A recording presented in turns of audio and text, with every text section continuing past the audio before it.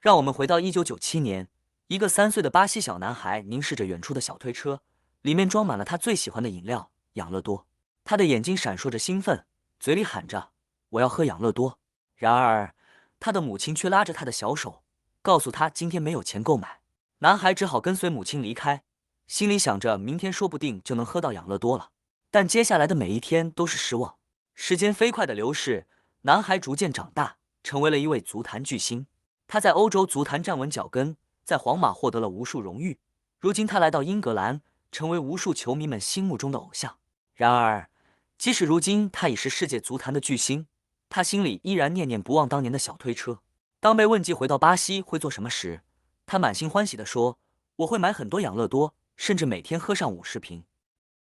这位球员就是巴西铁妖卡塞米罗。大家好，我是有一点像卡塞米罗的伊利。今天让我们来聊聊当下备受瞩目的巴西铁妖卡塞米罗不为人知的一面。1992年，卡塞米罗在圣保罗的一个普通家庭出生。可惜的是，在他3岁那年，他的父亲离家出走，让母亲不得不独自抚养他和他的弟弟妹妹。作为家里的长子，卡塞米罗从小就承担起照顾弟弟妹妹的责任，让他的童年过得并不轻松。幸好卡塞米罗从小就喜欢踢足球，从小到大，他一直在努力的练习，逐渐展现出了自己足球方面的才华，并在同龄人中越来越出色。这也成为了他走出困境的关键。卡塞米罗的表姐是一所足球学校的女队守门员，当时由于缺乏训练人员，6岁的卡塞米罗被表姐带入了这所足球学校，这是他足球生涯的起点。然而，他家庭的经济状况无法承担足球学校的费用，因此第1周每天都可以愉快地参加训练的卡塞米罗，从第2周开始因为无力支付学费而缺席了。然而，让他惊喜的是，发现他缺席的教练莫雷拉直接去他家来了一次突击家访。莫雷拉得知这个家庭的困难后，对卡塞米罗说：“别担心，我的孩子，你只要好好踢球，其他的事情就交给我了。”莫雷拉的这一承诺改变了卡塞米罗的命运。卡塞米罗的成长过程中，得到了教练和队友家长的慷慨支持，这为他的成功铺平了道路。他的第1套球衣、第1双球鞋、第1次外地比赛以及夺冠的经验，都是在这些人的慷慨资助下获得的。当卡塞米罗11岁时，他已经在学校的足球队中脱颖而出，成为了众所周知的最佳球员。莫雷拉教练认为是时候让这孩子更进一步了，他亲自把卡塞米罗送到了圣保罗俱乐部青年队试训，争夺1年后仅有的3个成为职业球员的资格，而一起参加那次试训的有300多个孩子。当时测试的教练喊出不同的位置，所在位置的孩子们举起手到一旁进行分组比赛。卡塞米罗听到教练喊出前锋，他犹豫了一下，发现身边有50个孩子都举起了手，于是他决定放弃前锋，转而试试其他的位置。当教练叫到防守型中场时，卡塞米罗果断举手，因为竞争的人只有7、8个孩子，最终他凭借前锋的出众脚法顺利入选青年队。尽管选拔的教练当时已经看出了不对劲，但在加入圣保罗俱乐部后，卡塞米罗并没有真的打防守型中场的位置，而是担任进攻更多的8号位。当卡塞米罗看似一帆风顺地加入青年队之际，却意外地被查出患上甲肝。俱乐部要求他在病情痊愈之前远离训练场，并且不能和队友待在一起。那段时间，卡塞米罗只能远远坐在训练场边，寂寞地看着队友们踢球。有时他甚至因为害怕俱乐部会放弃他而感到难过并哭泣。然而，幸运的是，时任青年队主帅布鲁诺·佩特里总是会过来安慰他，让他放心的治疗。在这个艰难的时期，卡塞米罗不停地向教练确认：“你们真的会等我康复吗？”幸运的是，圣保罗青年队的教练和队友们一直在他身边，为他提供支持。在恢复训练后，卡塞米罗展现出了自己总有一天会成为传奇球员的天赋，开始了一段引人注目的表现，并在2009年被征召参加国际足联U17世界杯。2010年，卡塞米罗与圣保罗签订了第1份职业合同，成为了一名职业球员。他在签下合同后收到的第1笔薪水，就用来为妈妈买了一间房子，实现了他小时候对妈妈的承诺。次年，他入选了巴西 U20国家队，并参加了南美青年冠军杯。卡塞米罗在比赛中攻入3球，帮助球队夺得了冠军。2010年7月25日，18岁的卡塞米罗在圣保罗与桑托斯足球俱乐部的比赛中完成自己的职业生涯处子秀。8月15日，他在比赛中攻入自己的职业生涯首个进球，帮助球队与克鲁塞罗足球俱乐部战平。在整个2010赛季，卡塞米罗为圣保罗在巴甲联赛中出场23次，打入4个进球。2011赛季，他在各项赛事中为球队出场18次，打入2个进球。2012赛季，卡塞米罗帮助圣保罗以5-0大胜智利大学，进入南美杯4强，贡献1次助攻。2012赛季，卡塞米罗代表圣保罗在各项赛事中出场23次。很遗憾，卡塞米罗在多次受伤后失去了主力位置。作为一名曾经长期担任主力阵容和多次入选巴西国家队的球员，这对他来说是一个沉重的打击。尽管他最终伤愈复出，但表现并不如以前，让他感到非常失落，甚至躲进一个教堂，在神父那里寻求安慰。这样的挫折让他一度对足球失去了兴趣，难以保持心理平衡。尤其是在最成功的时候遭受的打击更让他难以接受。卡塞米罗的状态急剧下滑，最终圣保罗俱乐部决定将他放入转会市场，这给卡塞米罗带来了另一个打击。2013年，20岁的卡塞米罗做出了一个勇敢的决定，离开巴西圣保罗队。在圣保罗，他失去了主力位置，他需要重新开始。他选择租借加盟皇家马德里的 B 队卡斯蒂亚效力，并征战西乙联赛至赛季结束。这一步被很多人视为危险的赌注，毕竟卡斯蒂亚只是皇马的预备队，而且许多天才球员在这里由于得不到重用而逐渐黯淡了光芒。然而，卡塞米罗并不认为这样的决定会浪费他的职业生涯，而是将其视为自己职业生涯的转折点。或许卡塞米罗自己也不会想到，这个选择让他从此开启了人生巅峰之路。期间，他多次代表 B 队卡斯蒂亚上场，并在2013年2月16日西乙联赛第26轮，卡斯蒂利亚1-3负于萨瓦德尔，卡塞米罗首发登场，完成了自己代表卡斯蒂利亚的处子秀。来到卡斯蒂亚后，虽然只是在2队踢球，但卡塞米罗仍然深切感受到欧洲足球的节奏和强度。幸运的是，他身体素质出色，这让他能够在这里站稳脚跟。对于强调对抗的穆里尼奥来说，一个既有前锋技术又是防守型后腰的球员，简直就是一个瑰宝。因此，在穆里尼奥的带领下，卡塞米罗得到了自己在皇马一线队的首秀机会。4月20日，西甲联赛第32轮，皇家马德里3-1战胜皇家贝蒂斯，卡塞米罗首发登场，完成了自己的皇家马德里一线队处子秀。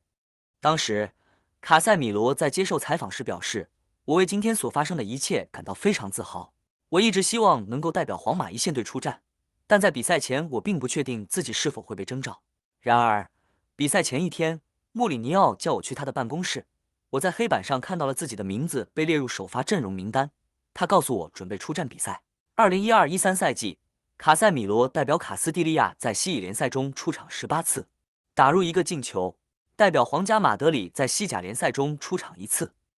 在租借期结束后，21岁的卡塞米罗在2013-14赛季正式加盟了皇家马德里。尽管他与球队一同赢得了欧冠冠军，但主帅安切洛蒂并没有给予他更多的出场机会，而且当时的银河战舰阵容中，后腰位置上已经有莫德里奇、哈维·阿隆索和赫迪拉等优秀球员，因此卡塞米罗的出场机会非常有限。为了获得更多比赛时间，他请求俱乐部将自己租借出去。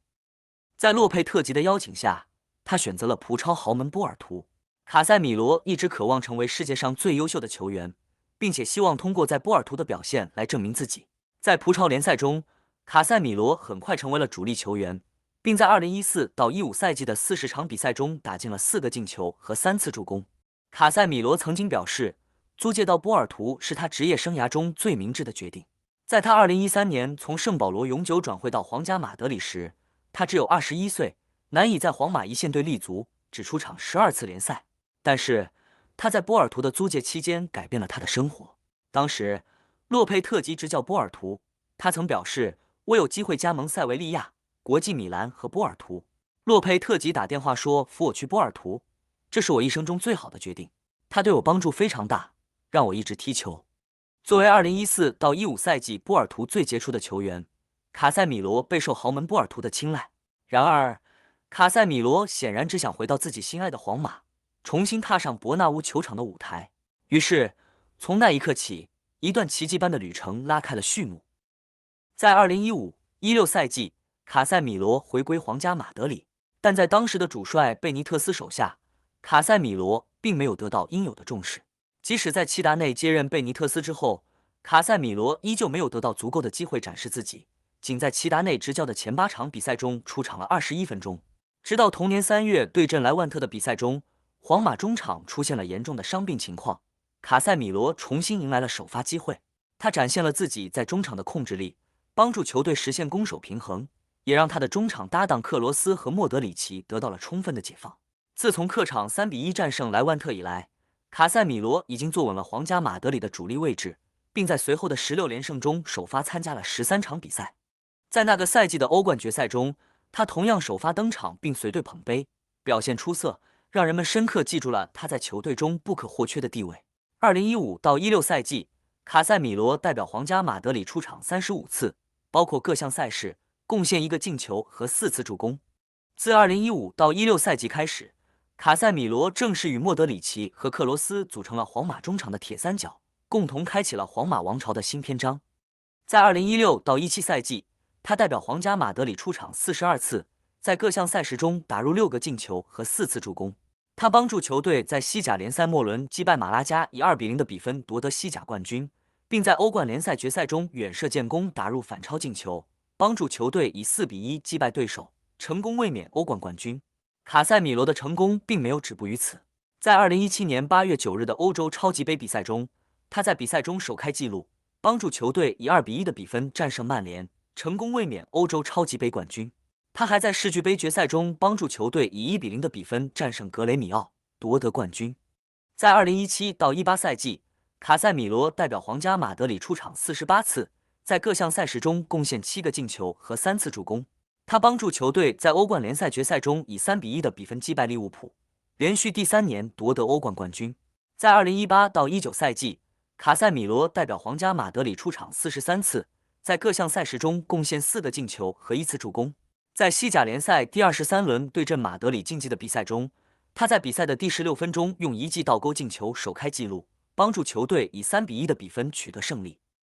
2021年8月，卡塞米罗与皇马成功完成续约，新合同将延续至2025年。2022年4月30日，西甲第34轮对阵西班牙人，卡塞米罗随皇马提前4轮夺得西甲冠军。2022年5月28日，欧冠决赛对阵利物浦，卡塞米罗帮助皇马1-0在胜利物浦第14次夺得欧冠冠军，这也是他第5个欧冠奖杯。2022年8月，皇马在欧洲超级杯决赛中2-0击败法兰克福，成功夺得第5个欧洲超级杯冠军。在这场比赛中，卡塞米罗首发登场，以335次出场次数超越佩佩，成为皇马队史外援出场次数排行榜第10位的球员。整场比赛，卡塞米罗表现出色，完成了全场最多的9次抢断，此外还有1次解围和2次拦截。他的精彩表现使得他当选为欧洲超级杯比赛全场最佳球员。在安切洛蒂和齐达内的连续执教下，皇马成为过去10年最成功的俱乐部之一。在欧冠赛场上，他们夺冠如同探囊取物，让每个球员都感到兴奋不已。在星光熠熠的银河战舰中，卡塞米罗也在其中愈发闪耀。他是身体和控球的典范，优秀的身体素质使对手难以从他脚下抢走皮球，再加上出色的脚法，他能在对方高位压迫下冷静而合理的出球，从容地完成长传或者分边。马德里媒体将卡塞米罗形容为这支皇马的唯一的保镖，唯一的打手。这种评价也自然让人想起了另一位皇马的传奇后腰马克莱莱。卡塞米罗的存在让克罗斯和莫德里奇不必频繁回撤防守，从而能够将更多精力投入到30米区域制造威胁。莫德里奇主要负责抗逼抢和推进，而克罗斯则专注于控制节奏和分球。卡塞米罗除了扮演后腰扫荡的角色，必要时还能够插上抢点。如果说莫德里奇在球场上的表现就像一位钢琴大师，克罗斯则是男高音，而卡塞米罗则像是一位调音师，精准地协调整个团队。随着时间的推移，克罗斯、莫德里奇和卡塞米罗这些逐渐老化的功勋球员在场上的覆盖对抗能力不断下降，导致球队无法像以前一样在任何位置都能有足够的出球接应点。为了应对这一问题，皇家马德里俱乐部已经开始加速换血，寻找年轻球员来取代老将的位置。卡塞米罗也已经意识到自己的位置随时可以被新人们取代，甚至俱乐部可能都希望他主动离开，让出主力位置给新人。在巴尔韦德的崛起，皇马又引进了卡马文加和楚阿梅尼，他们都是可以打卡塞米罗位置的球员。这些年轻球员的加入，弥补了球队的覆盖对抗能力的缺陷，让球队在场上拥有更多的出球接应点。这让卡塞米罗认真考虑了自己在球队的未来。在2022年8月22日，英超豪门曼联宣布以6000万英镑的转会费加上1000万英镑的流动条款，从皇家马德里签入卡塞米罗，这是一笔令人意外的转会。随后，皇马为卡塞米罗举行告别仪式。卡塞米罗共代表皇马出战336场比赛，打进31粒进球，送出29次助攻，赢得5次欧冠冠军、3次世俱杯冠军、3次西甲冠军、3次欧洲超级杯冠军、3次西班牙超级杯冠军、1次国王杯冠军。卡塞米罗正式告别，让他一步步走上了足球巅峰的皇家马德里。曼联新赛季遭遇2连败，防守表现极差，在2场比赛中丢了6个球，后腰防守的疲软成为球队最大的隐患。因此，曼联决定签下卡塞米罗。加盟曼联后，有记者问他是否会因为不能参加欧冠而感到不满。卡塞米罗回答：“我已经赢得了5个欧冠奖杯。”这次转会虽然为曼联引进了一位经验丰富的中场球员，但也引起了很多球迷和名宿的质疑。说实话，我很惊讶。曼联名宿舒梅切尔承认，因为在夏季转会期，没有人提到卡塞米罗，并且在曼联要踢好6号位，你需要有出色的攻守能力。滕哈格希望曼联打传控并给对手施加压力，这与西甲的打法大不相同，与冠军的打法更不相同。现在还有人提到这位球员，我很惊讶，他已经这么老了，而且转会费和薪水都非常高，我们不知道他能否适应曼联的比赛。舒梅切尔所说的话代表了很多曼联球迷的看法，表达了他们的担忧。历史上，曼联曾多次花费巨资引进一些毫无作用的巨星球员，这让人担心他们是否会再次重蹈覆辙。不过，几个月后，30岁的卡塞米罗的表现打破了所有的质疑。曼联球迷早已认识到卡塞米罗是一名顶尖的防守中场，他场上极富攻击性，位置感敏锐，善于分析比赛，并能提前发现和处理风险。然而，他在英超联赛中的进攻表现也同样出色，这让人们惊喜不已。在皇马效力时，卡塞米罗通常牺牲个人进攻，全力防守，将进攻交由搭档莫德里奇和克罗斯处理。然而，事实上，卡塞米罗不仅仅是一名典型的6号位球员，在曼联，他充分展示了自己的传球技巧和盘带能力，带领球队快速由守转换攻势。本赛季至今，他在各项赛事中打进了4球，送出了5次助攻，完全可以称为一名全能型中场。他在球队中扮演着十分重要的角色，不仅在场上展现出领袖的风范，还在场下成为了备受尊敬的榜样。一些狂热的曼联球迷更将他与1992年的坎通纳相提并论，充分说明他在球队中的地位和价值。除此之外，卡塞米罗的斗志和职业精神也给曼联教练组和队友们留下了深刻印象。尽管在皇马赢得了许多荣誉，他并没有因此而满足。相反，他一直在寻求新的挑战，每天都会提前到训练场加练，并利用各种科技装备来帮助自己恢复状态，不断的观看比赛录像进行分析。自从加盟曼联以来，卡塞米罗已多次荣膺全场最佳球员。在2022到23赛季英格兰联赛杯决赛中，他在曼联2-0击败纽卡斯尔的比赛中获得了自己在曼联的第1个冠军。在4月的英格兰足总杯半决赛中，卡塞米罗斩获了全场最多的7次抢断和6次拦截，并在点球大战中罚入点球，帮助曼联7-6淘汰布莱顿，晋级足总杯决赛。尽管已经有如此出色的表现，但对于卡塞米罗来说，这仍然不够。在他的亮相仪式上，他坚定地表示：“我对胜利的渴望仍然很强烈。如果我们不能赢得英超或欧冠冠军，我会感到非常失望和愤怒。”这一刻，曼联正式开启了一个属于卡塞米罗的后腰时代。最后也和大家分享卡塞米罗其他不为人知的一面，比如卡塞米罗还有一些迷信的小习惯。他在早年效力于圣保罗的时候，一次比赛中工作人员将他的名字拼错了，正确的拼法是 Casemiro， 但当天他踢得十分出色。从那时起，他的球衣上的名字就一直是 Casemiro， 因为他认为这个错误的拼法给了他好运，所以他一直保持着这个习惯。除此之外，卡塞米罗还有一些独特的习惯和心理准备。每场比赛前，他都会要求工作人员提供一份裁判的档案，包括该裁判的声誉、如何被称呼、来自哪里，是否有另外的工作以及比赛吹罚风格等信息。这些细节让他能够更好地了解和适应裁判的风格，并更好地控制自己在比赛中的行为。在卡塞米罗出色的表现下，曼联队逐渐实现了突破和进步，在各项赛事中赢得了多场胜利，树立了强大的竞争力。他的实力和领袖气质为球队注入了新的活力和信心，他的全面技能为球队提供了强大的防线和进攻支持。而卡塞米罗所展现出的团队合作意识和追求胜利的决心，为球队树立了榜样，有望成为曼联取得更多荣耀和重回巅峰的关键所在。您是否认为卡塞米罗本赛季能够帮助曼联夺得英格兰足总杯，并帮助球队重返欧冠赛场？欢迎您的留言和分享。好了，这一集就到这里，我们下期再见。